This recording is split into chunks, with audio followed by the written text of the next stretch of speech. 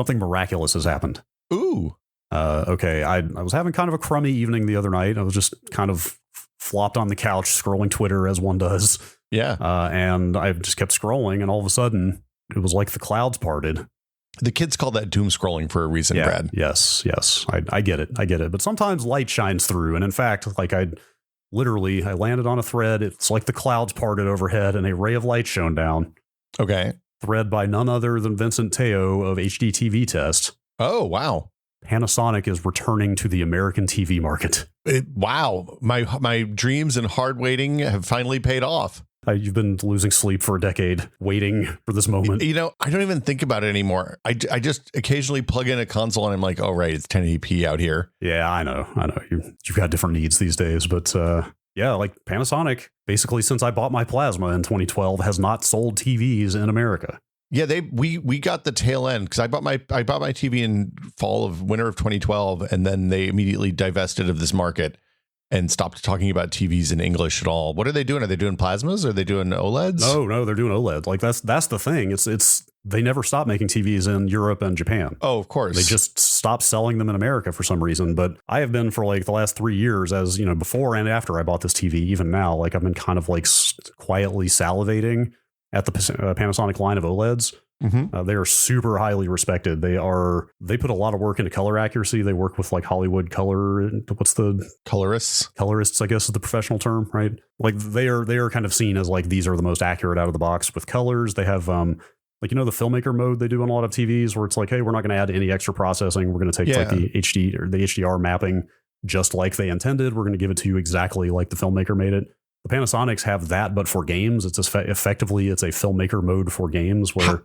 How are they doing that with games? I barely understand. Like, what is the HDIG standard? Do you know what I'm talking about? Yeah, there's a whole bunch of them, right? There's Dolby Vision and the HDR10 and all that. We did an episode. Yes. So we didn't cover HDIG. I just looked it up. It stands for HDR Gaming Interest Group, I guess. Oh. But anyway, like I was reading, like some TVs will do like double tone mapping when. I'm guessing HDIG is like, you know, there's like a tone mapping metadata in there already, and then the TV will try to do its own thing on top of that. Well, I wonder if it's a latency thing too, right? That's probably also part of it. But there's the automatic low latency built into HDMI 2.1. Anyway, long story short, like a lot of people look at these Panasonics as like, okay, these are the like serious cinephile or hardcore gamer, like you just want your stuff to look exactly like it's supposed to look right out of the box type TVs, to the point that some people have been importing Panasonics into the US. That's madness. They're so sought after. And then out of nowhere, they put out a press release, and it's not even like, hey, next year's models will be available. It's, hey, they are shipping in 2 weeks. I wonder if that means they're not selling enough in other regions, or if it's going really well. Like maybe this is like the lemon soaked paper napkins in Hitchhiker's Guide to the Galaxy. Maybe they just had to wait for the civilization to rebuild enough that we were ready for their TVs again. America was not prepared for such color accuracy. We did not deserve it. We did not warrant that. We did not warrant that fidelity. Yeah, I guess not. Anyway, it's nuts. It's just like you can pre-order them right now. I think they're shipping on like the 18th. Well, I'm going to get my gold-plated HDMI cables ready and warmed up. All right.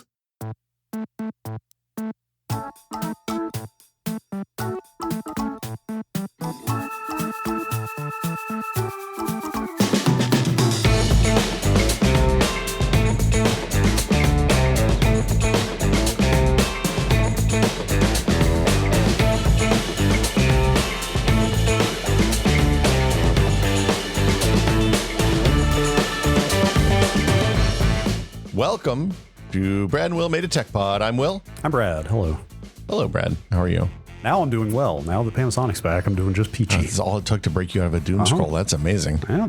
A 13-year re-entry into the market. Mm-hmm. What? Like, this has been a busy week for video games and a slow week for tech. Oh, God. Yeah. Jeez. Let's not. Busy week for Sony, for that matter.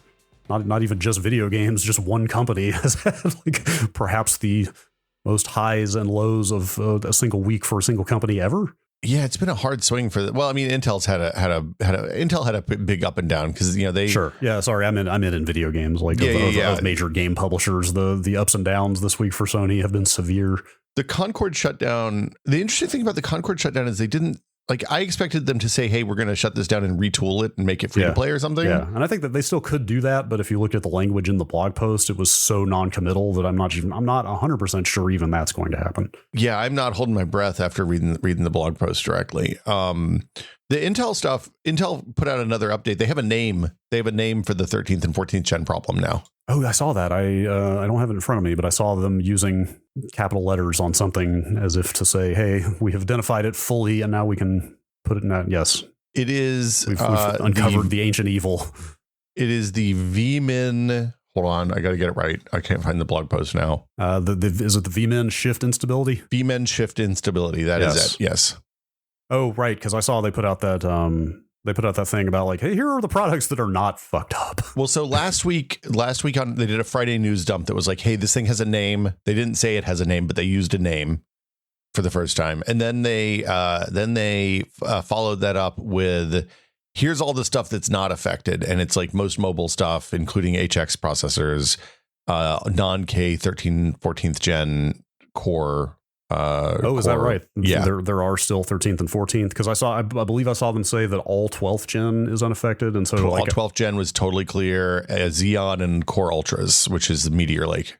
I've actually seen people out there on like places like Reddit where 12th gen, like the 12900K, for example, is becoming kind of sought after again because people want a top end part that they know 1,000% is good to go. The price on the 12900Ks, I believe, has spiked in recent months. Yeah. At the same time, this is super random. I also landed on a Reddit thread where some guy found one for $75 new in box at Walmart. Ooh. Walmart was like clearing out their 12900Ks. I didn't know Walmart had processors. That's crazy. I didn't either. But and then Monday they rolled out the Lunar Lake stuff. Yeah. So I've seen Lunar Lake trending a lot. Like Arrow Lake stuff seems to be trickling out more too. I'm very curious about Arrow Lake. Well, so they're at IFA. IFA happened this week, and the Lunar Lake mobile, which is their mobile next gen new architecture part, basically. So it's their equivalent to Ryzen. They kind of trickled this out with Meteor Lake earlier this year. Or late last year, I guess. And then Meteor Lake was their first disaggregated architecture, the first one with like chiplets tiles. Yeah, for the most part, I believe. I think there's some weird offshoots that don't really count, but in the mainline stuff that people actually buy, yeah.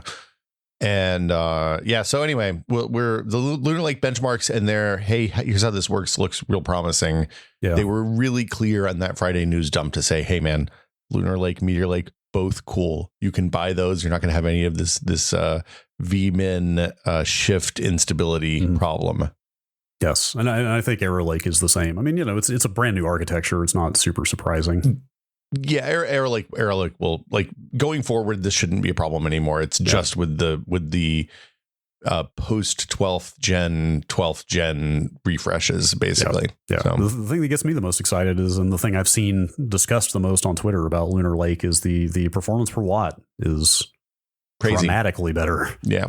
It's not quite in Snapdragon X Elite and Apple M chip territory, but it's like kind of edging into that territory. So they said in their press conference that they have a couple of vendors that want to put the exact same hardware, like take the exact same laptop frame, screen, drive, all that stuff, and pair it up against put it in Snapdragon chassis and put Intel hardware in the Snapdragon chassis so people can compare directly. Wow. So. That's interesting. I'm super, and that bodes very well for Arrow Lake. I'm very curious to see how that goes. I think people like writing off Intel or proclaiming the death of Intel are wildly premature. I think that it's just taking numerous years to right the ship from how badly things have gone, both on the fab business and with the desktop and laptop parts. I don't think it's even fair to say that the fab business is going badly. Building new fabs is always hard. Yeah. Right. It always is a huge investment. The only reason we don't hear about it from TSMC is that they've been doing it for 30 years, and they always they know the cycle. They're real good at it. They're literally the global leader. So but I mean, I'm a little out of my depth here, but my understanding is like a lot of Intel's tooling for fabrication was like Intel specific and not industry standard for a long time, and it sounds like they are transitioning to industry standard stuff. Well, yeah, doing Intel specific stuff used to be a real advantage for them, and then less so over the last few years. Yeah. So but the point is, though, it's like this is the hole they were in is a several years to dig out of kind of hole. Mm-hmm. And so people that are like, well, Gelsinger's been on for like 2 years already. What's going on? It's like, that's like fabs aren't built in a day. It turns out, much like Rome. So Anyway, big digression. Yeah. But it was interesting. The reason I brought up the Lunar Lake, the Intel stuff, is that with all the new games coming out, Outlaws, Space Marine, and PC, other PC stuff, I was seeing a lot more, hey, my 13th gen Intel machines are really wobbly now. What's going on? And, here we are. So is Space Marine UE5? Space Marine is UE5, I believe. Okay. Yeah. I'm not 100%. I think UE5 is the best way to stress one of those chips and see if you've got problems, is my understanding. I think the shader compilation seems to be the thing that hurts it. It says Space Marine 2. Oh no, Swarm Engine for Space Marine 2. Oh, that must be an in-house engine. I don't actually know what Swarm Engine is. Pretty much any time I hear an engine that is I've never heard of, it has to be in-house, right? Because there's only like 3 commercial engines at this point. Yeah, it's the World War Z engine. Okay. What was used for World War Z by Sabre. So that makes sense, because I think Space Marine is a Sabre game too, isn't it? Yeah. No, it was a THQ game. I'm not sure. Anyway, I can't remember in the post-Embracer world. I can't. Space Marine 2 is built by Sabre. Oh yes, 2 is Sabre. I'm sorry, I thought you meant the first one. No, the first one. THQ long gone. Got split up into Sabre and it got embraced. Yeah, or their IP got sold off. Is what it was. Anyway, all those digressions aside, stress those CPUs. Yeah. Maybe update your BIOS if you have an Intel 13th or 14th Gen K processor. My performance, we're never going to get to our topic at this rate, but my performance got better after I put the last BIOS update on that had the final microcode update. The hey, we have fixed this problem, this will not happen anymore microcode. I didn't change any other settings. I set everything back to the same settings I had.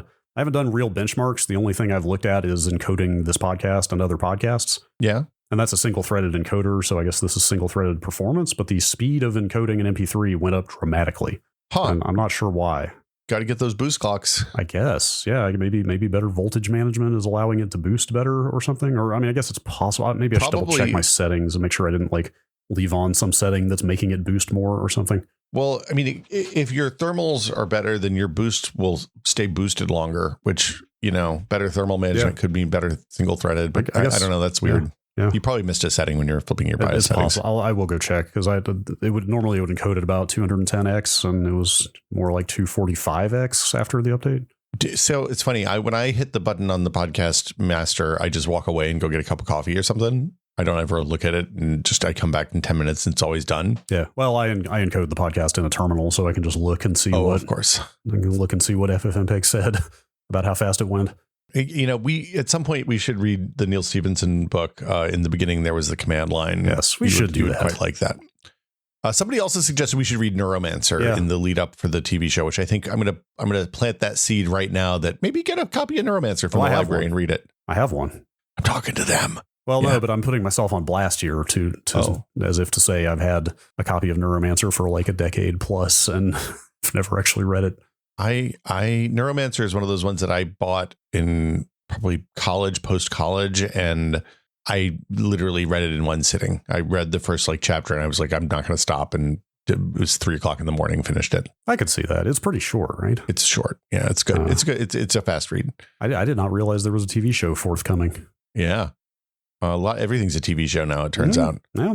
Brad, what are we going to talk about this week, though? Speaking of not TV shows. Wireless Fireless. What? I think it's Wireless Fidelity is what it started out as. Somebody made that joke at some point, right? Is it Fidelity? No, they said, okay, so I took a meeting with the Wi-Fi consortium when they introduced Wi-Fi, when they were doing the first pitch for it in 2000, 2001. No kidding. The consortium?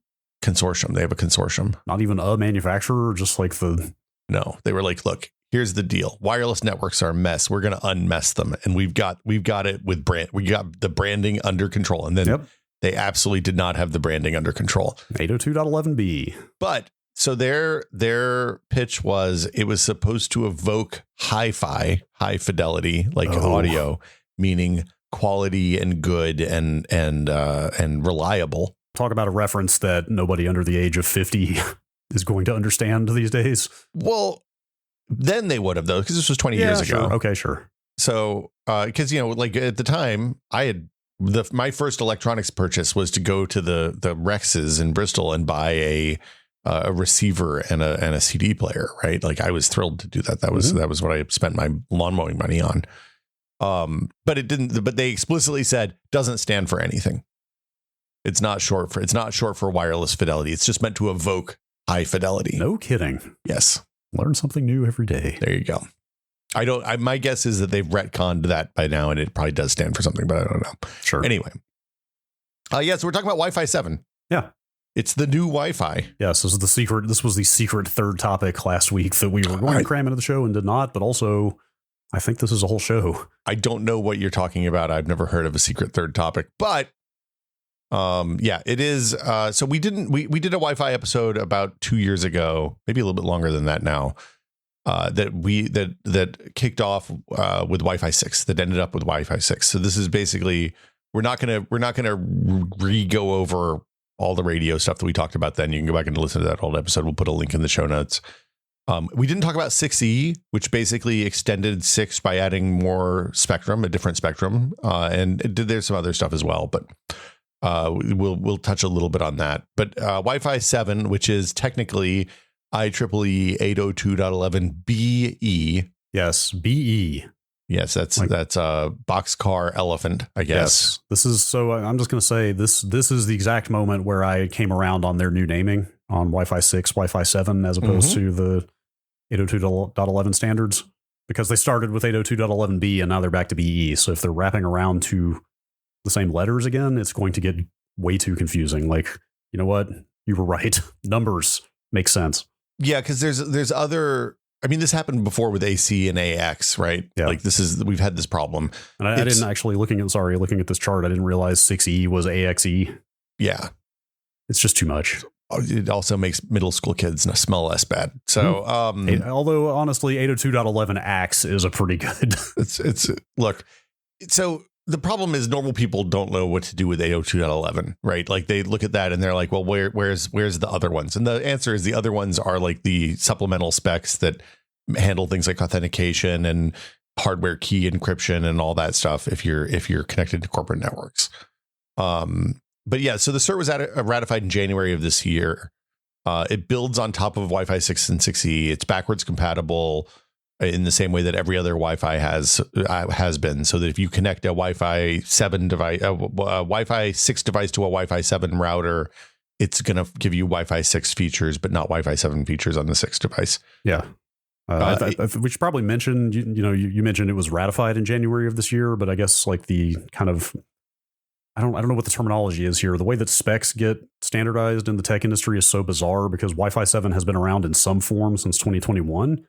And there were Wi-Fi 7 products shipping well before this January when the spec was finalized. So there are Wi-Fi 7 products on the shelf that may not be fully compliant with what ended up becoming the codified Wi-Fi 7 standard. So typically what happens is people ship pre-final spec hardware that will be because the min spec is determined early. It's the add-on stuff that gets tacked on late. And realistically, my understanding is that these cert committees move so slowly that like the final shape of the spec is known for a year before it's finally ratified. Okay, that I find that believable. That's fine. Yeah. Although this does kind of reinforce my later in life tendency toward not early adopting things. Like buying into the late period of a standard seems safer in general these days. Well, it's definitely cheaper. Like right now, if you're buying Wi-Fi 7 gear, you're into really expensive routers, pretty expensive access points, and there aren't frankly a ton of devices that support Wi-Fi 7. Like your iPhone and most Android phones aren't going to support Wi-Fi 7. Anything bought before 2020 definitely won't support Wi-Fi 7. Yeah, it is getting there. I did a quick like very unscientific survey. You're right. Like I don't think there are any Apple devices on the market that do 7 yet. The iPhone 16 is like very heavily rumored, basically confirmed to do 7. Yeah, I would assume. It sounds like the M4 based MacBook Pro is a maybe in terms of the rumor mill. There are quite a few Android phones that have Wi-Fi 7 now, for what it's worth. Like the flagship ones. Well, the Android phones just refreshed like a month ago. Yeah, that's the other thing. So right. It's like bleeding edge new devices. It's like all the flagship Android phones that are coming out now do 7, but like I looked through a handful of Copilot Plus Snapdragon laptops, Windows laptops, and they all have Wi-Fi 7. I can't say 100% of them do, but certainly all the ones I checked did.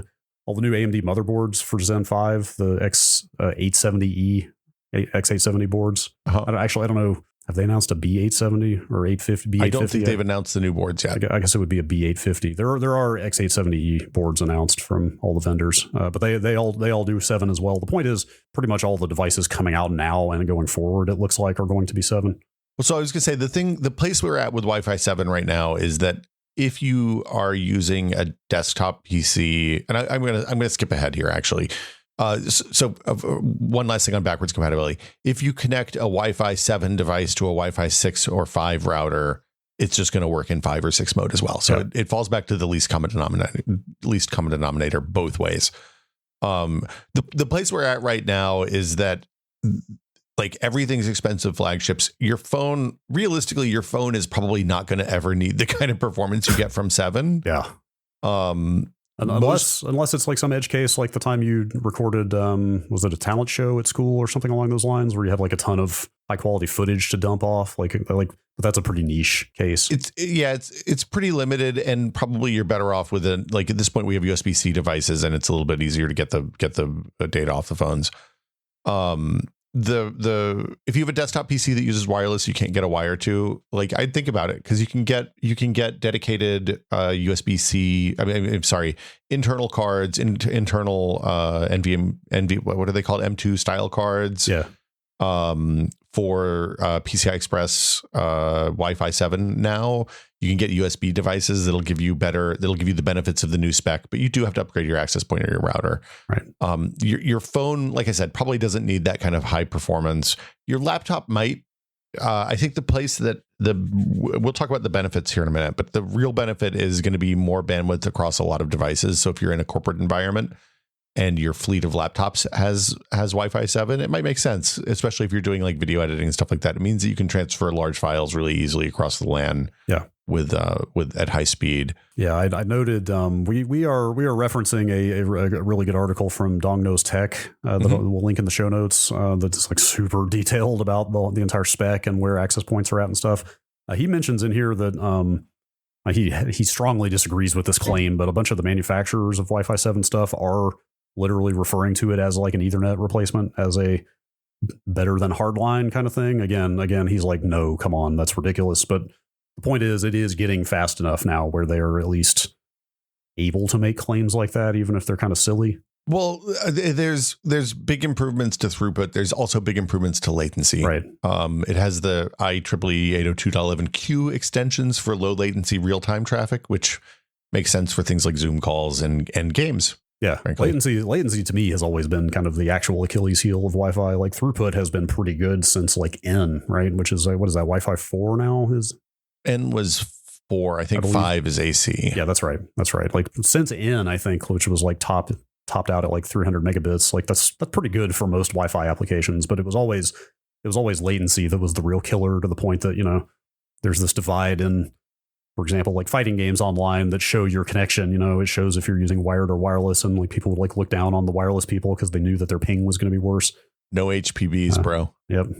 So like, should anybody run out and buy Wi-Fi 7 right now? Probably not. Yeah. I mean, maybe if you're, like I said, maybe if you're on a wired Ethernet, a wireless Ethernet connection, and you play games, stuff like that, it might be worth doing at home. The big benefit here, so like Wi-Fi 6E operates in 2.4 or 5 gigahertz and 6 gigahertz bands. The 6 gigahertz band is only fully available in a couple of countries: the United States, Canada, Brazil, a handful of others. Parts of it are available in others. It's a spectrum that is less available from a legal standpoint in a lot of the world. Sure. Did I understand correctly that 6 gigahertz only came about with 6E? The regular Wi-Fi 6 did not support? Yeah, 6 gigahertz is new with 6E. Okay. Regular Wi-Fi 6 does not support 6E. 6E does not support 6 gigahertz. It seems like a pretty big thing to roll into a half-step quasi update to the standard. I think that the availability of the spectrum in markets is why they flipped it on. Sure. The as always, the lower the frequency that you're in, the better the penetration in the range will be. The higher the frequency, the better the throughput, but the worse the range. So 6 gives you a close access, not quite line of sight, but like close access to the access point at really, really high throughputs. Right. Like probably ideally this is in the same room or like maybe one wall away. Yeah. Like not inside the refrigerator. Yeah. The number you're going to hear talking about throughput on boxes is 46 gigabits per second, probably, which sounds really, really high. It sure does. But as is usually the case in this case, that is the ultimate theoretical maximum of all the bands at the same time on the same access point to one client. And it's a bullshit number. Oh, wait, actually, hang on. Let me unpack the statement that you just made, because my understanding was that was them rolling up what every client at one time could expect to see in aggregate. Are you saying that one client could see that? Is it even possible for one client to connect all the bands? Not really. At the same time? No. Yeah, like that. Okay. Like it seems like the kind of thing that if you really rigged up a specific test to do like the equivalent of like Wi-Fi overclocking, yes, right. You could probably get there. Put a Peltier unit on your access point. Yeah, but the reality is that you're going to see between 1.45 gigabits per second and 2.9 gigabits per second per stream. Yeah, I mean that's still pretty good. That's still exceeding. I get the sense that gigabit connections are really starting to proliferate finally out there. Just looking at Discords and forums and stuff, seems like more and more people have gigabit WAN internet connection. But so you're at least exceeding that. The pressure from fiber and Comcast is finally doing relatively reasonably priced gigabit now. The 1.4 gigabits to 2.9 gigabits per stream with a maximum of 8 streams on devices that are shipping now and a theoretical maximum of 16 in the future. And that means that the maximum speed on the AP is around 23 gigabits per second. Yeah. So yeah, like you're going to get better performance than your gigabit internet will provide. The latency is still a question. There's not been a ton of latency testing from the reviews that I've seen of the early hardware or the hardware that's out now. It's not even that early anymore. But like you think about it, like I think about like the Whiskey Media office where we were sitting in a basement and we had a bunch of laptops on Wi-Fi. And anytime somebody did some edit on a laptop, it shut down the whole Wi-Fi for the office. And like this we would have roughly equivalent to the wired Ethernet speeds with multiple people connecting at the same time, which is really good. Like at this point, the uplink between the access point and the router becomes the gate, not the Wi-Fi, which is nice. Which is what you want. Now I'm sitting here trying to think how many people were in that basement, and if one Wi-Fi 7 access point could have served that whole company, maybe not quite, but probably pretty close. Well, I think we would have put one on the studio end and one on the people end, and probably been fine. Yeah, sure. So $400 worth of hardware, and Wi-Fi would have been good down there for what, 24 people or something. Yeah, it was like 25 people. Yeah, that's pretty good. Like that's Wi-Fi seems like it's getting pretty good. It's been a good decade for Wi-Fi. And again, reminder, shared bandwidth across the whole node for that 23 gigabits number. So that means everybody connecting to the node is sharing that 23 gigabits and which is fine, right? Yeah. How did they do this?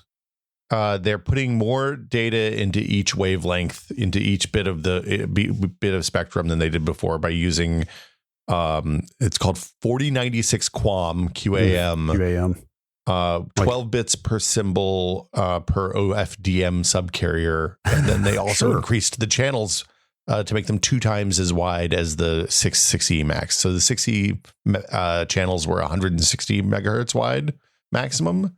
They would range between 20 megahertz, which is like the old school 802.11b original spec width for a channel, and then they double multiple times until they get to 160 rather than. I think my Wi-Fi 5 access point tops out at 80 megahertz, for example. That seems right. This is a pedantic question, but I've had this thought as I was reading through these notes as well. I also was going to come in here and say, hey, they widened the channel width. Did they actually narrow the channel width? Because 320 megahertz is a narrower. Oh, isn't that a narrower wavelength because it is oscillating more frequently? No, because it's the slice of spectrum. So it's centered on a frequency, and it's 160 megahertz on either side of whatever the frequency that you select is for your channel. Okay, I'm sure some radio engineer is yelling right now. Probably. I apologize for my. So. If you think about the entire spectrum of the 2.4 gigahertz band as a series of like 20 channels, right? And each channel is 20 megahertz wide. What they're doing is saying, instead of taking one 20 megahertz channel width, we're taking 16 Yeah, that makes megahertz sense. widths. Right. That makes sense because you can't, like, you've only got so much spectrum to work with, right? Yeah. So you can't just arbitrarily change the frequency that much. So the good news is that just like the 6 and 6E devices, the 7 stuff is better at sharing with people around you. So if you're in a high congestion area, if you live in an apartment in New York or San Francisco or Chicago or someplace where there's a lot where you turn on your phone and you see 35 different access points, you might actually see a measurable benefit going from a 5 to a 6 or a 7 at this point on the Wi-Fi stuff, just because they're much better at dealing with congestion now than they were before. That's huge for me. Maybe we'll get to this later. I've been waffling on whether it's time for a new access point, and that is probably the biggest problem in this apartment is that depending on how many access points or how many SSIDs my site survey will show, I can pretty much always max it out. If it's 100, I want to say a previous router I had would show 200, the top 200 that it found, and it found 200 networks. I mean, it's absurd, the congestion in a dense urban area. So and you're not even in like a super dense area. You're in a medium dense, high medium density, I would say. Like this is like kind of quieter, outlying suburban, not suburban. It's in the city, but this is more residential. Like it's like 3-story apartments, not 20-story apartments. 3 to 4-story buildings around here, not like true urban, high rise type stuff. So the other thing you get access to is you get that 6 gigahertz band in the US at least. So you can tap into an area, a part of spectrum that nobody else is using for all intents and purposes, which is good. You do need, as always, if you want to take advantage of the big giant speeds, you got to have the upstream, or you got to have something internal on your LAN that can deliver faster than gigabit, right? Like if you don't have multi-gigabit from your router to your switches to your access point, you're going to be capped out by the speed of your gigabit Ethernet uplink between the access point and the internet. Right. Unless you have some niche use case where just internally on your LAN you need to move big files or a lot of data around over Wi-Fi. But if that's you already know what you need. Don't put servers on Wi-Fi. Yeah. Okay. Yes. It might seem like you're looking at this and you're like, man, I'd have to upgrade all my switches, or I could just get a Wi-Fi card for my server. Don't put the server on Wi-Fi. Yeah. But that's me occasionally. Like sometimes it'll be like 5 or 6 and I'm like, I've still got to finish dealing with this video podcast. I don't feel like sitting at this desk anymore. I'm going to go sit on the couch. That's fine. And then then there's a 10 gigabyte file. This happened last week. Like there's a 10 gigabyte file on my NAS I need to pull onto the laptop to finish doing whatever to it before I upload it to YouTube, So there are cases where even if your internet is not this fast internally, you might still benefit. But again, if you need that already. Yeah. So there's a couple other new features that are kind of interesting in Wi-Fi 7. They have this thing called multi-link operation, which is an SSID level setting. It lets you bind. It's an optional feature. It lets clients aggregate multiple radio bands into a single connection. So your laptop, for example, can connect to your Wi-Fi access point on Wi-Fi 6 and 6E and prior standards. You connect to either the 5 gigahertz band or the 2.4 gigahertz band or the 6 gigahertz band, not all of them at the same time.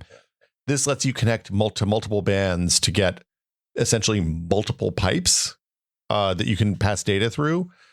It doesn't let you bond those connections. So you don't take your 20 gigabit. I'm making up theoretical numbers. You don't take your 3 gigabit 6 gigahertz band and your 2.4 gigabit 5 gigahertz band and make a 6 gigahertz connection. You get a 4 gigahertz connection, gigabits connection, and a 2 gigabits connection. There's too many numbers. This is very tongue twisting. Yeah, the point is, they don't add up to make one bigger connection. They make two separate smaller connections. So for example, if you're sending and receiving a file at the same time, you'll go at the max for one channel on one of those transfers and the max for the other channel at the other transfer. Got it. Per connection, I guess. Like if an application is making a connection, it will go over one of those, and then the next subsequent connection might use the other one. What the really nice thing is, it means if you saturate saturate your 5 gigahertz band, you're not going to choke out the rest of your Wi-Fi and make it so that you can't connect to the internet at all. Right. I'm assuming the more of this you do, obviously, the less capacity you have for other clients to connect. Yeah, each one counts as one of the nodes, one of the streams you can do on the device. So it requires WPA3 or WPA 2/3, which is the new kind of hybrid standard. Oh, I've never heard of 2/3. That's interesting. 2/3 means it's just you can like a fallback thing. Yeah. So everything has to be encrypted. It's an SSID level setting. So that means like if you have Brad 5 and Brad 2.4 as your 2.4 and 5 megahertz spectrums, SSIDs, you can't do that anymore. You have to set them up and have them together, and there's a whole other configuration process for it. Interesting. I did see in the Dong Knows Tech article, he said, I believe he said this was based on hands-on testing, that every Wi-Fi 7 access point he's used, the 6 gigahertz band requires WPA3. I believe that is the case, yes. I don't know if that's part of the spec or if that's just what manufacturers are doing, but that really certainly narrows the list of clients that you could use with the 6 gigahertz connection. Less than you'd think. Well, I guess actually anything that has support for that probably also supports WPA3 at this point. Yeah, because WPA 3 was ratified in 2018. It was mandated in 2020. So anything that's 6E is going to have WPA 3. Oh, okay. I guess I didn't realize. In order to use the 6 gigahertz, you have to have 6E, which means you have to have WPA 3. The improvement in WPA 3 is just a more secure version of WPA 2, better encryption. Didn't WPA 2 get compromised at some point?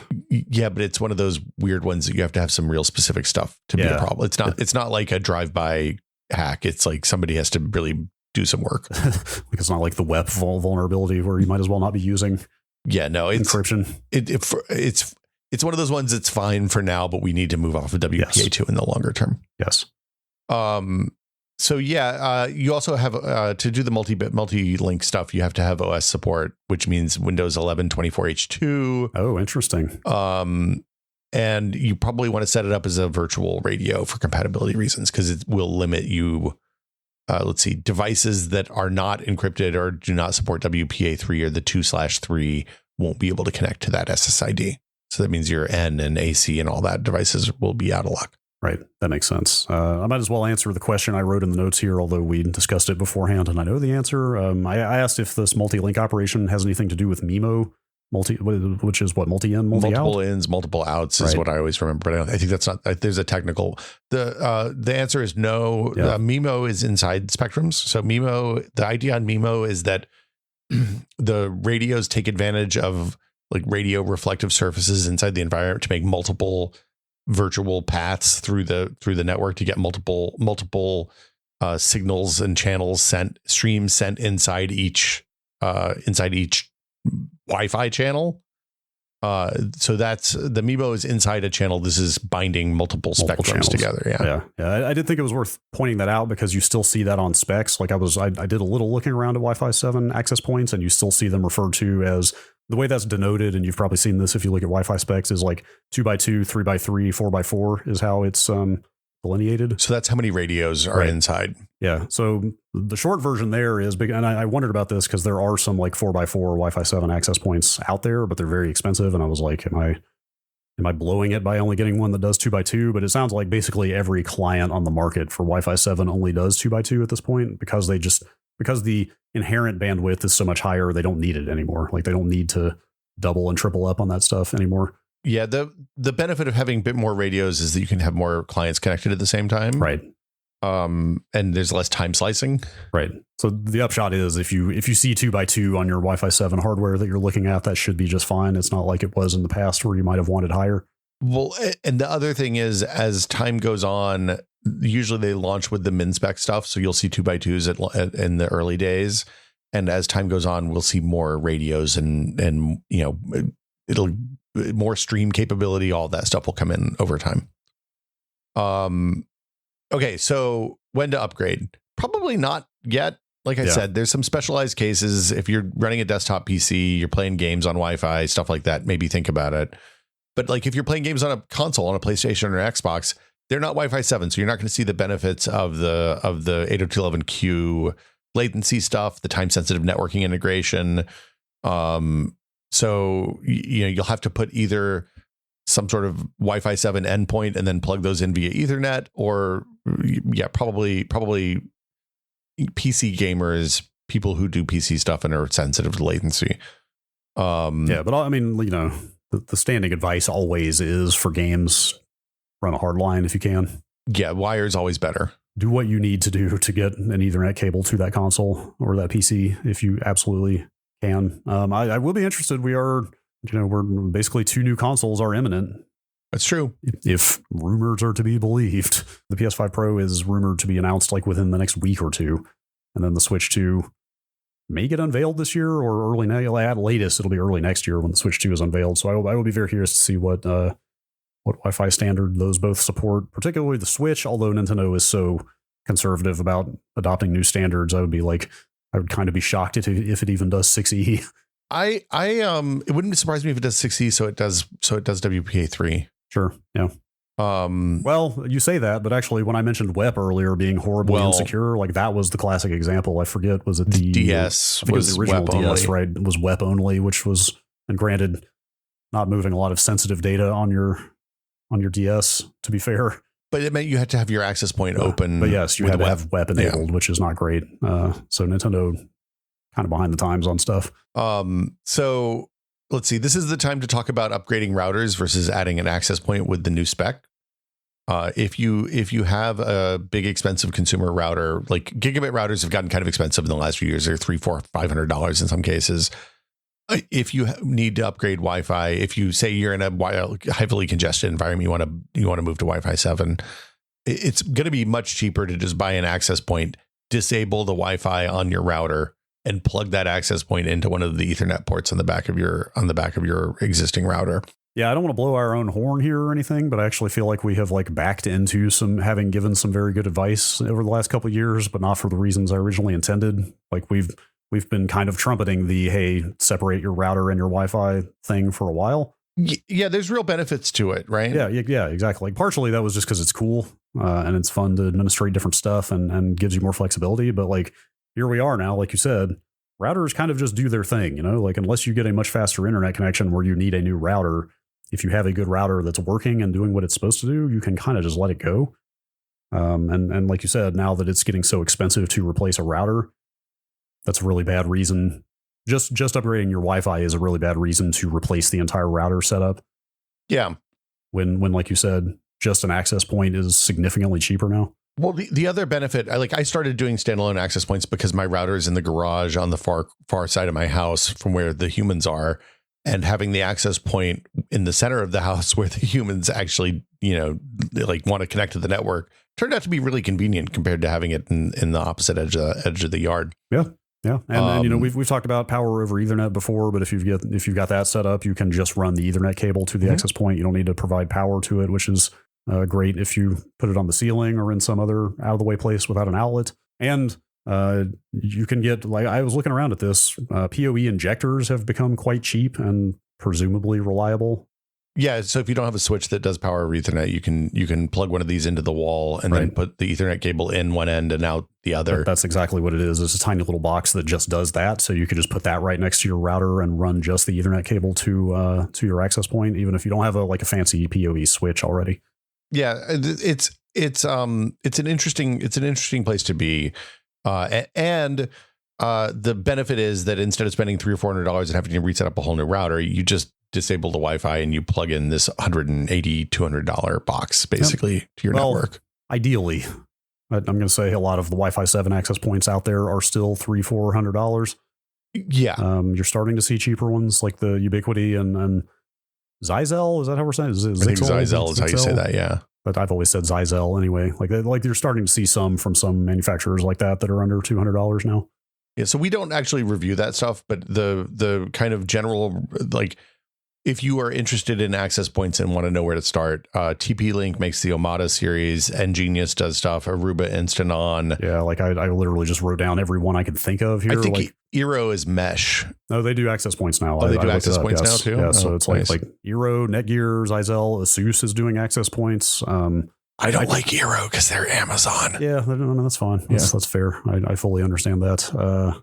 But yeah, like when I got my Ubiquiti access point in 2018, like that was the kind of only one I knew of that was cheap enough in the consumer prosumer space to get at home, but also looked like the cool things we had at work. You know, the white Cisco boxes on the ceiling at work. You know, I was like, oh man, I'm fancy in enterprise now. But like, there's just been this explosion in access points since then. Like this is what 7 or 8 companies here that are all putting out similar dedicated Wi-Fi nodes now. Well, people's demands for home Wi-Fi have gotten, 15 years ago, if the far bathroom in your house didn't have Wi-Fi, nobody complained. And now if you're sitting in the tub and you don't have Wi-Fi, people get upset. So it's like expectations are higher, and the market has filled that demand. As society has become less and less able to put their phones down. I don't know what you're talking about, man. I would love to hear from people on the Discord. Hopefully we'll see some discussion of this in this week's episode thread about what people like in access points these days. Yeah, we have a lot of people who work professionally in like IT spaces doing this kind of work, and I'd be curious to hear what they like. Yeah, I know the Aruba Instant On stuff is pretty popular on the Discord, and Aruba I think is big in the enterprise space, and I think that's their maybe more consumer facing line. Like you said, a lot of people like the TP-Link Amada stuff. Like Ubiquiti still does its thing. Although we'll get into this in a minute. I'm kind of looking to move away from Ubiquiti stuff, but I'm curious what people like there. And one thing I want to ask about real quick, I was looking at a Zyxel access point. It's $180, Wi-Fi 7. Something about it that I really liked is that the management interface for it, the web UI, just runs on the access point. No external controller software required. Like they do have an optional cloud management interface, but that's completely optional. You can just plug it into your network and navigate to the IP of the thing and just administrate it in a web page and be done. Yeah. That's one of the differences between the consumer stuff and the pro hardware, right? Is that typically for the pro hardware, you have to have a management console running someplace else. And it can be just on your Windows PC, but it's another piece of software you have to run someplace else. It's kind of a pain. But that's also been the case for like the TP-Link Amada, like I believe the Aruba stuff. Like a lot of these still have that requirement. I would, just for simplicity's sake, I would really love to see more stuff going that direction of just like, hey, you can do the basic SSID administration on the device and just be done with it and not have to think about getting a cloud key or running a thing on a Raspberry Pi or your computer. I'm generally so I run the Ubiquiti hardware here. I run the management console in a Docker image on my NAS. Having the software run locally would be nice. I'm generally skeptical of cloud configuration for this kind of stuff, because then if your network's down, if the company goes out of business, whatever, you have a brick piece of hardware probably, which feels bad. Yes, I also just for philosophical reasons, I want nothing to do with external hooks into my networking equipment from outside my house that are not controlled by me. Oh, it's probably fine. What's the worst that could happen? What could go wrong?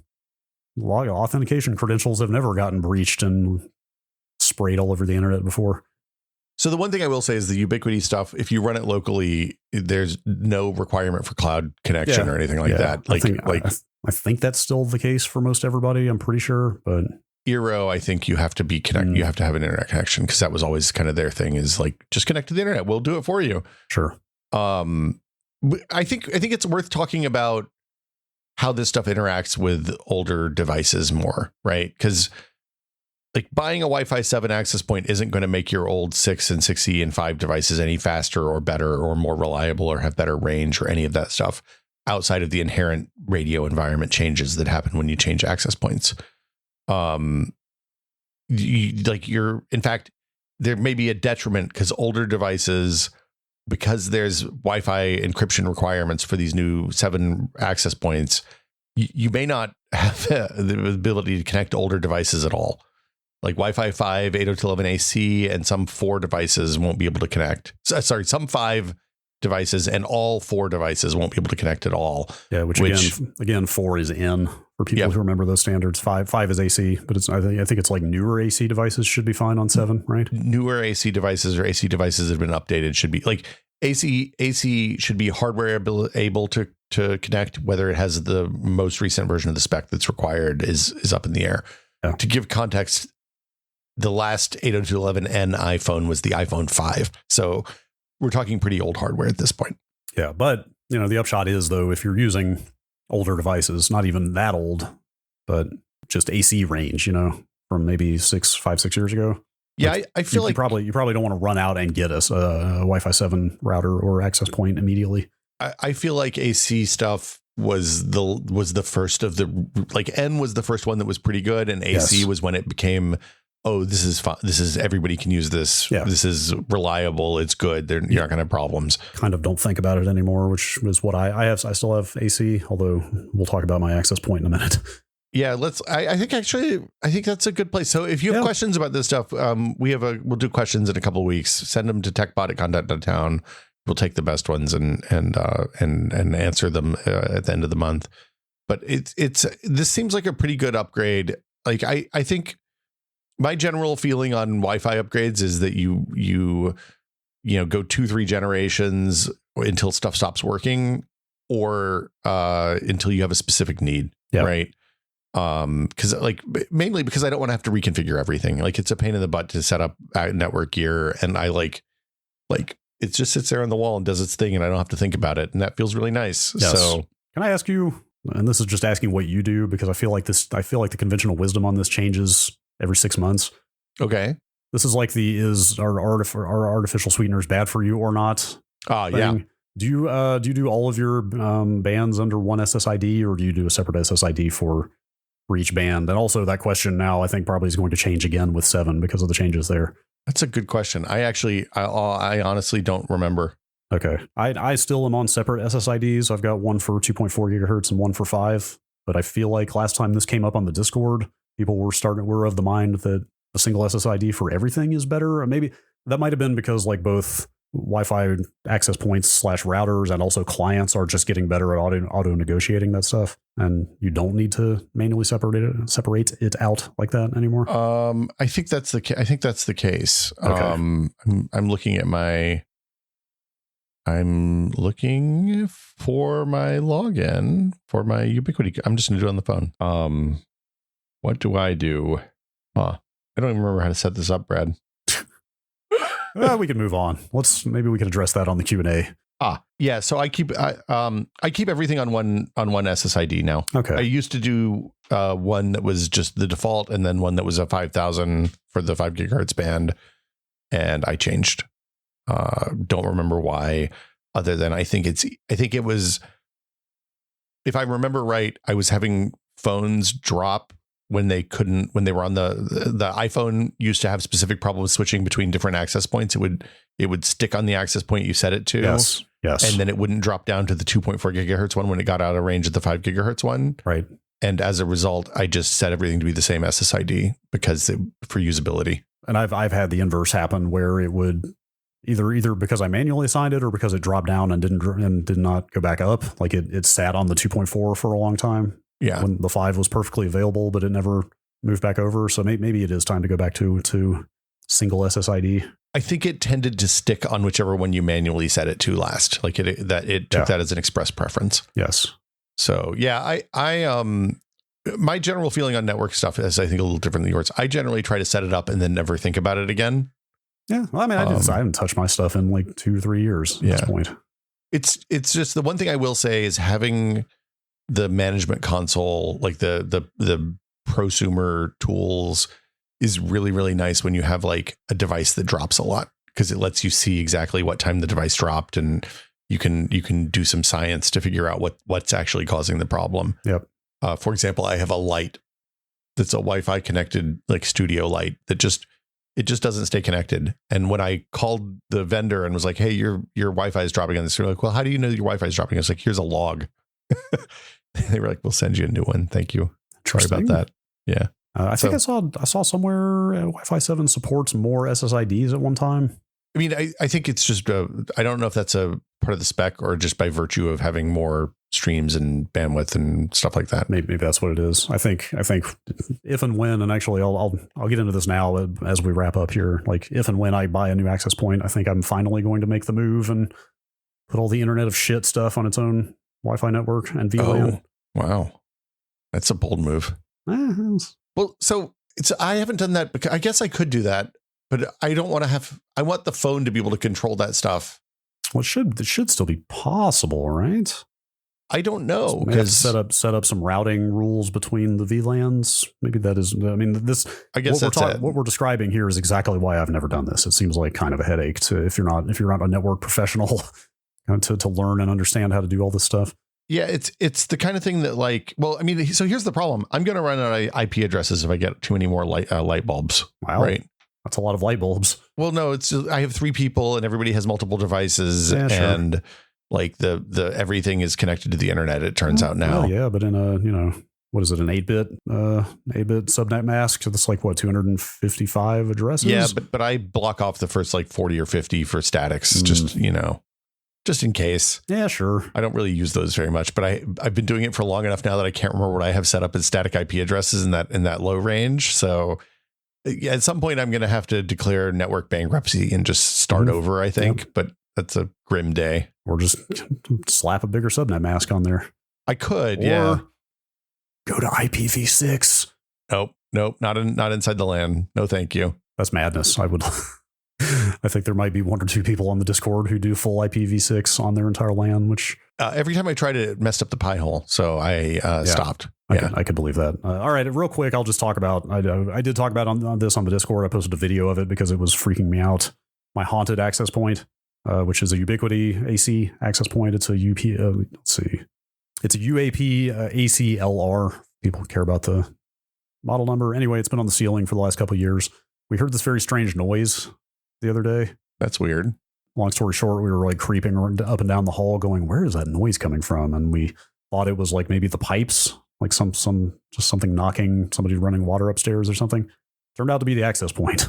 That's so like, what was the noise? It was both a rhythmic like ticking kind of sound and also like a scratchy electronic sound behind it. And I posted a video on the Discord saying like, hey, any ideas? Like access points aren't supposed to make noise. I don't think there's nothing moving in there. And there's no fan or anything, right? No, definitely not. Absolutely not.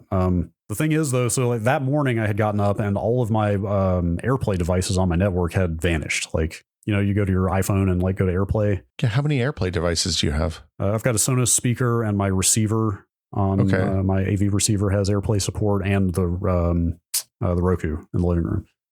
So all of those will show up as AirPlay devices if you go into, just go into the iPhone settings and tell it to AirPlay to something. Yeah. None of those were showing up anymore. And I was like, this has worked for years. What is happening? Later in the day, after we discovered the noise coming from the access point, like all of the network, all the Wi-Fi throughput just started going to shit. Like things were just getting very slow. Weird. And so that's when I started researching Wi-Fi 7 access points afternoon. Are you doing PoE? Yes, it is PoE. And I did wonder if it was the injector, but I only have one injector and one access point, so I couldn't A/B test anything. Anyway, all of that is to say, I was like, well, I guess I'm buying a new access point and went to bed.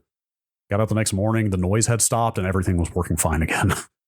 So anybody listening has any thoughts on that? I would love to hear what might be going on, but it's been fine since. That was like 5 days ago.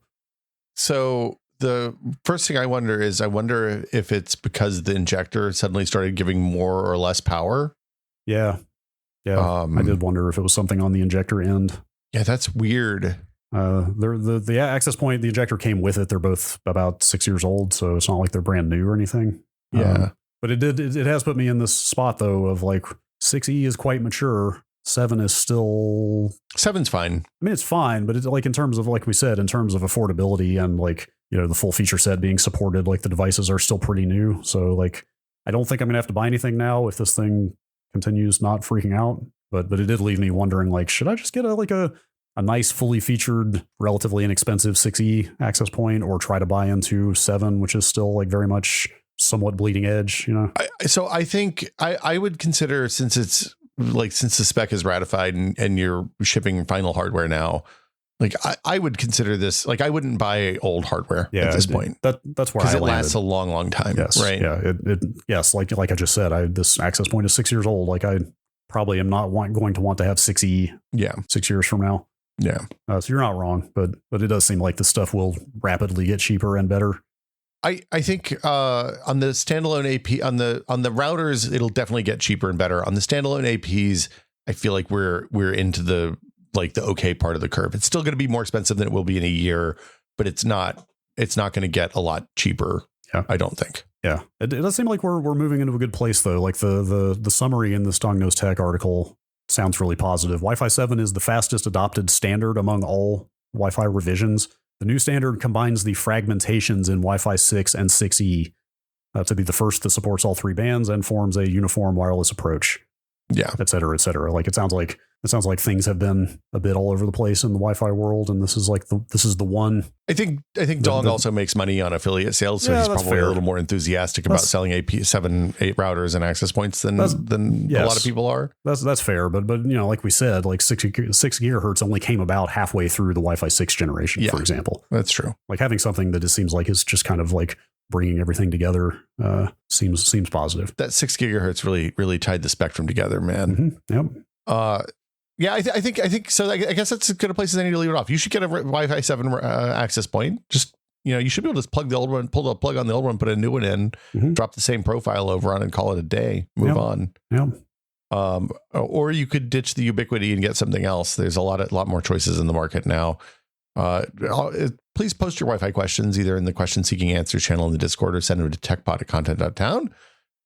And we've reached the part of the show where I remind everyone that this is a listener supported podcast and that we wouldn't be here without you, the listeners. We would not.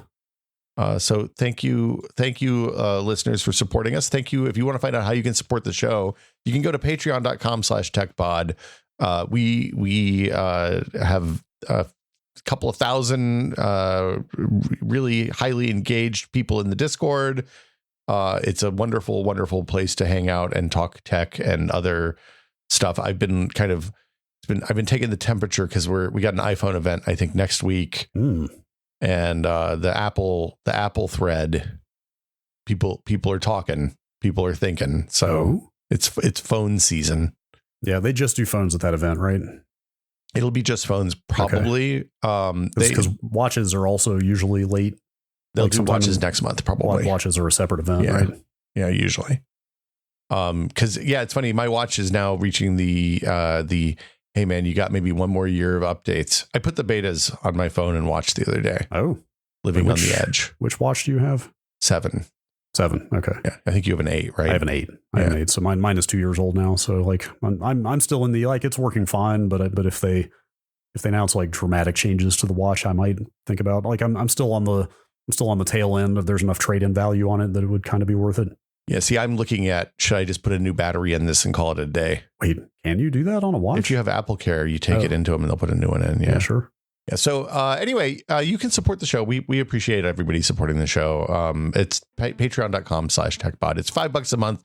You get access to the patron exclusive episode where I told the story of how the Llama 3 AI massive language model fucked me over last week. Trolled you savagely. It just absolutely fucking spanked me real bad. And then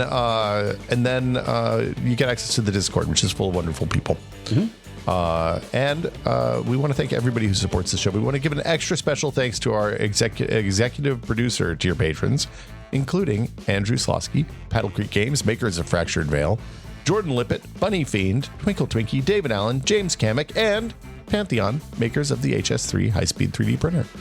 Thank you all so much. Thank you. Yes. And that will do it for us this week.